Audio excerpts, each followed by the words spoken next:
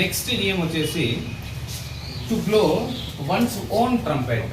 To blow one's own trumpet అంటే ఏం sir అంటే కనుక కొంతమంది నుండి ఒకసారి ఎప్పుడు చూసినా వాళ్ళ గురించి సొంత డబ్బా కొట్టుకుంటాను.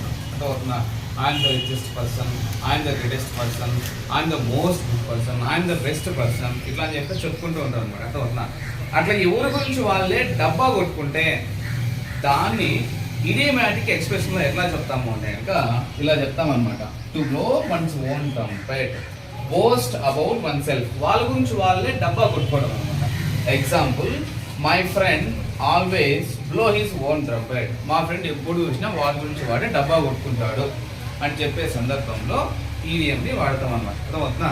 ఈడియం యూస్ చేసి మన ఓన్గా మన ఫ్రెండ్ గురించో లేకుంటే ఎవరైనా మన పక్క వాళ్ళ గురించో ఎట్లా చేసి ఎగ్జాంపుల్ చేసి చెప్పచ్చు అనమాట. అర్థమవుతుందా? To blow one's own trumpet. To blow one's own trumpet. ఎవరి డబ్బా వాళ్ళే కొట్టుకోవడం. అర్థమవుతుందా? రైట్.